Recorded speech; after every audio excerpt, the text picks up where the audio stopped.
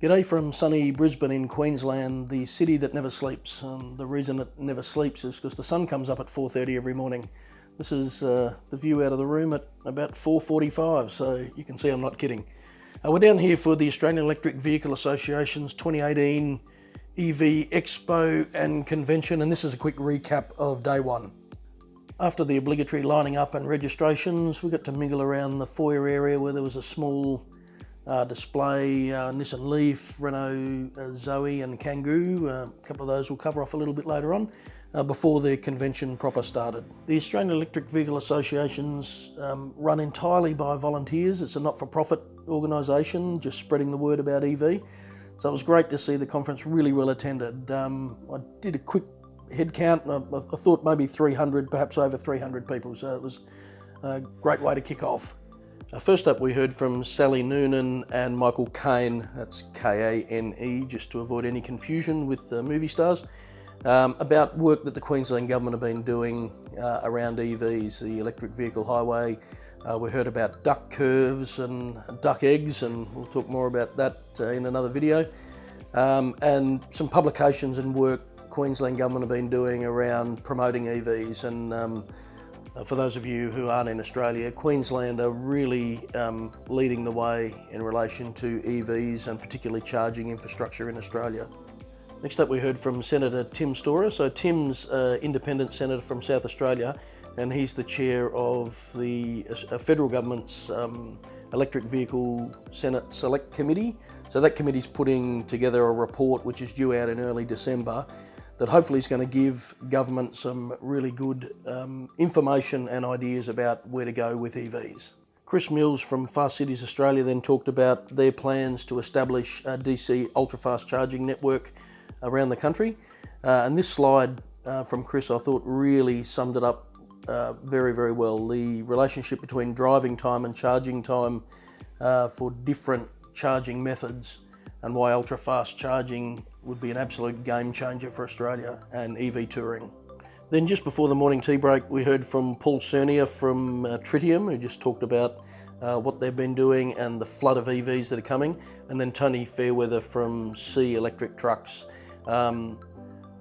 C are doing some really great work with electric trucks and electric garbage trucks, and I'm really hoping on day two to be able to catch up with them and have a look at some of the trucks and what they're doing, as well as catching up with the guys from Tritium.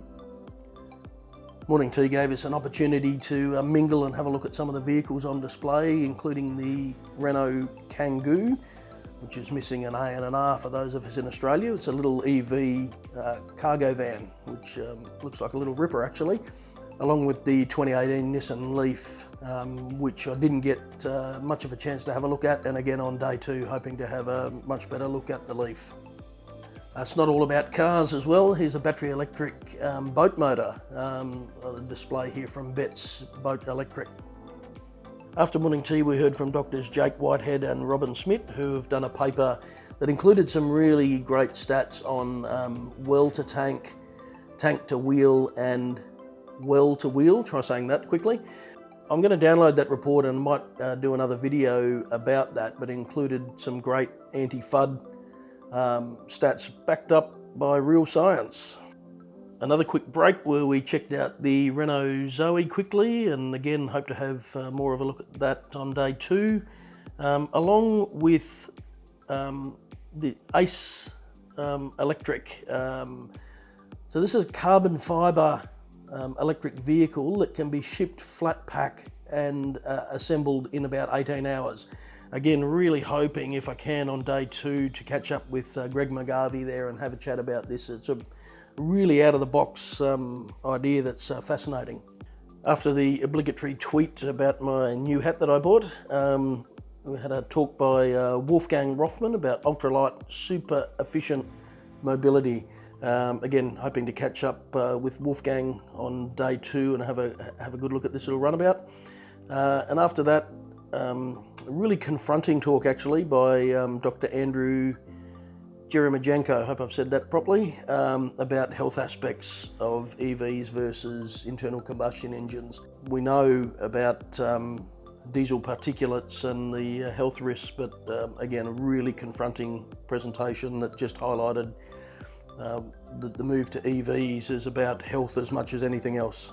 I then accosted a guy named Matt who was just walking along minding his own business with his Evolve skateboard. I've never seen one before, so I asked him if he wouldn't mind if I had a look at it, and he really kindly took me through all the features and benefits and everything of it, and it was great to see one up front. And then he rode away into the distance, and after one more panel discussion, we did the same thing over a couple of cold beverages, as you do in Brisbane and in fact anywhere in Australia.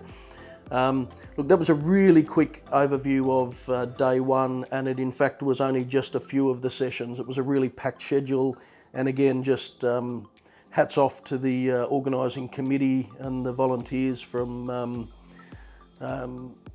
AEVA Queensland. Have just done a phenomenal job. Day one was brilliant, and can't wait for day two, and we'll post another video about that as quickly as we can. Thanks again for watching. If you did like this, please like it and subscribe, and see you on the next video.